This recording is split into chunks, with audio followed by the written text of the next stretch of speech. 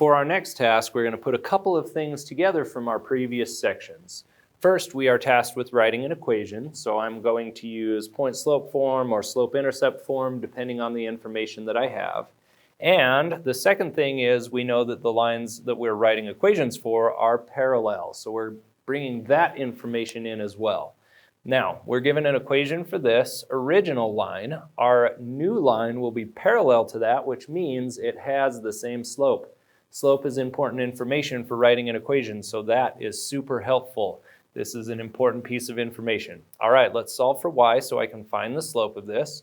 I'm going to add x to both sides. Add x, we get 3y equals x minus 12. And we'll divide by 3 to get y equals 1/3 x minus 4.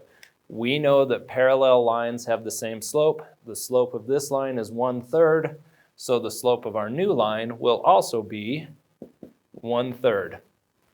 Now the point that it passes through is not our y-intercept. So I'm not going to use slope-intercept form. I'm going to choose point-slope form, which is y minus y1 equals m times x minus x1. We know our slope, we just got it, is 1/3. So we're going to put it in for there, and we're going to put these in for our x and y values. So that gives us y minus, our y value is 2, equals, our slope is 1/3, and we have x minus our x value, which is 18. Let's put this into slope-intercept form. 1/3 times x is 1/3 x. 1/3 times negative 18 is negative 6. We still have a y minus 2 over here. Let's add 2 to get that onto the other side, and that gives us y equals 1/3 x minus 4. And we have it in slope-intercept form here, or point-slope form here, whichever you prefer for working with the equation.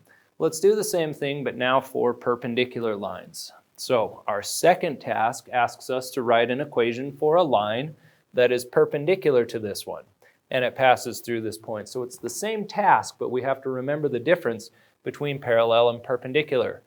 Perpendicular lines have slopes that are negative reciprocals of each other. So let's find the slope of this.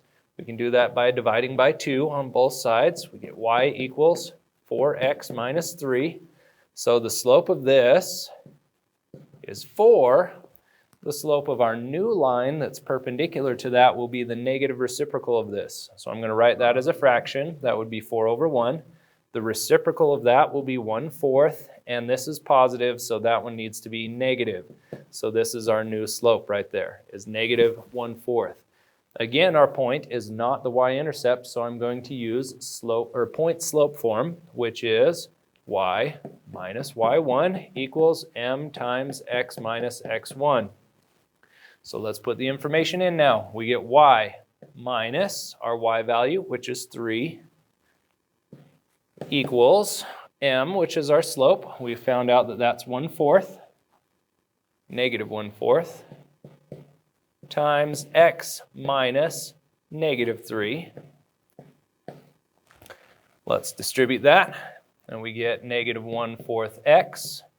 Subtracting a negative is the same thing as adding, so I'm going to rewrite this as plus 3 so I don't mess up my calculation. And negative times a positive is negative, so that would be negative 3/4. And we have y minus 3. We'll add 3 to that side to get y by itself. That gives us y equals negative 1/4 x. Let's see, 3 is 12/4. So negative 3/4 plus 12/4 would be positive 9/4. And this is a good example of where point-slope form works better because it would be difficult to spot that on a graph and see exactly where the y-intercept is. So I like using point-slope form. Again, you can leave it this way. You could put it into slope-intercept form if you prefer. But remember, perpendicular and parallel and knowing how the slopes relate to each other is essential for being able to finish these questions. So make note of that, and thank you very much.